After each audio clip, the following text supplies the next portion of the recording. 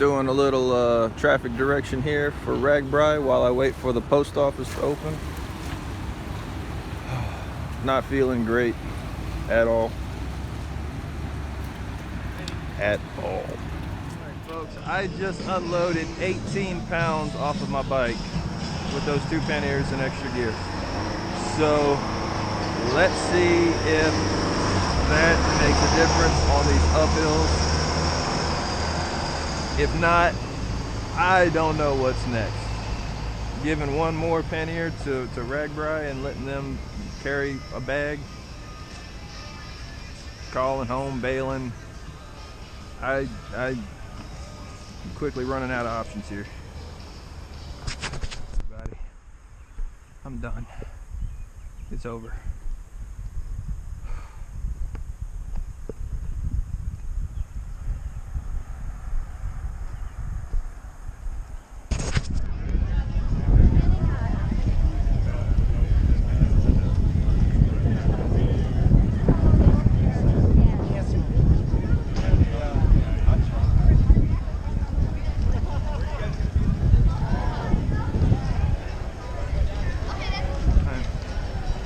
Trying to find a good and proper sag spot.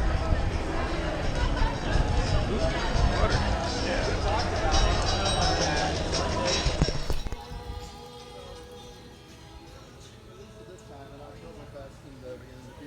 Sag. Got a little community going on in the shade there. Sag wagon appeared. Green County RAGBRAI 3.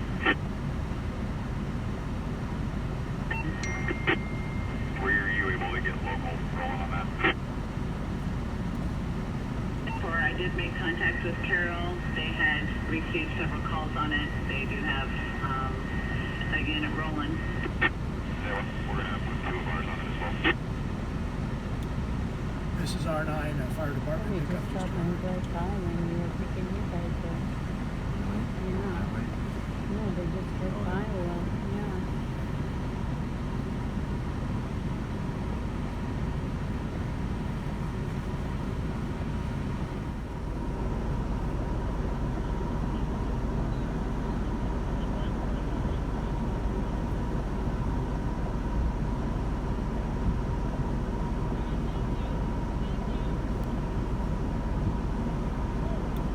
He is loaded up in Temple Medic 4 and they're ready to transport.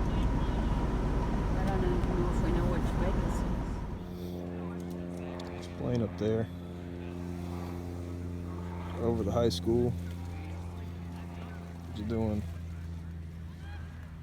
acrobatic stuff. Aerobatic stuff?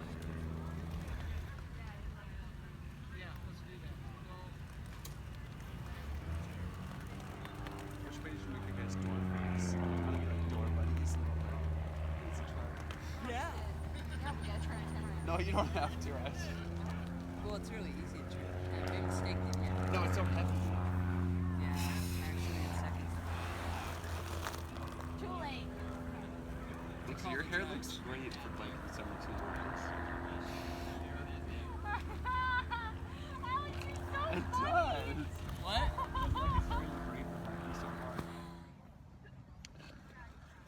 Well, I am in Jefferson at the high school and their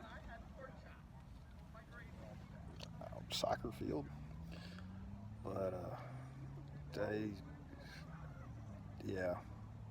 I quit today. And I did everything I could. I just did not have it in me.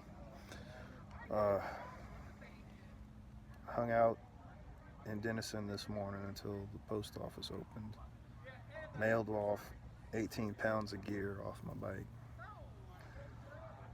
Left Dennison, about a 900-foot elevation out of Dennison, and I stalled out and started up 3 times up that hill. Never got up it. That was just the end of me. So I turned around, rolled back into Dennison, went to the high school, was going to stay there and wait for a family member to come get me 15 hours later. And met a guy who was also quitting. He recommended that I call this taxi that had been circling the high school and see if he could bring me farther up the route to a point where the sag wagons hadn't finished making it through. So that's what I did. I called the taxi, and Max Taxi brought me over towards Manning. So I rode into Manning and through Manning, and I was sitting in like the residential area with my bike upside down waiting for a sag, and an Air Force guy, Jacob, rolled through, and he saw me sitting there, came over, gave me a Nun tablet to add to my water, and just sat there and talked with me for a little bit, and got me back on my bike and rolling out of Manning. And he was there with me, going up and down the hills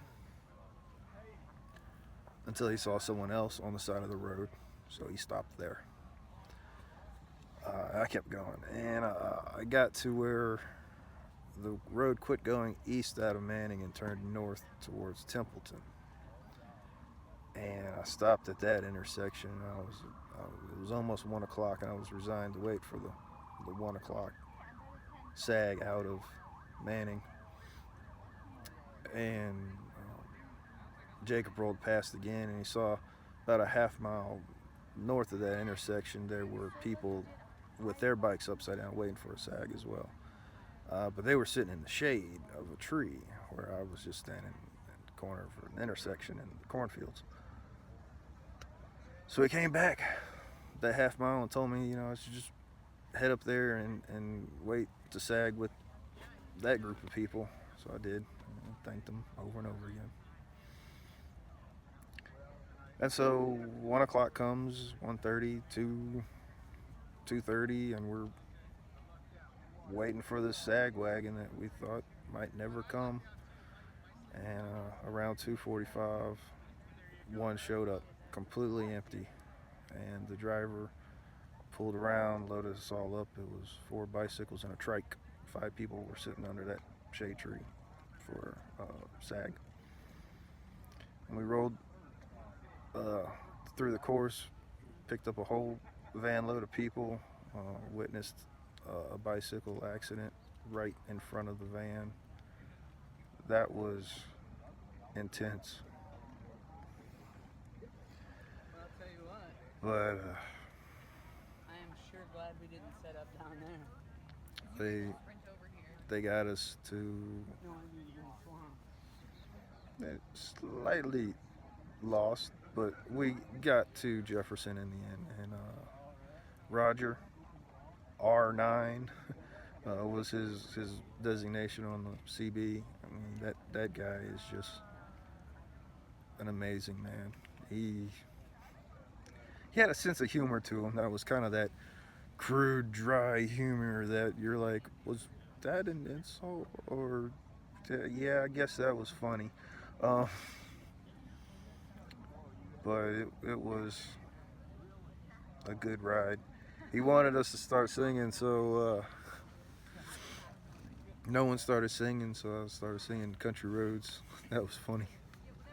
I was like, come on everybody, country roads. And then no one else sung, so I was like, okay, well, no one's in the mood for singing.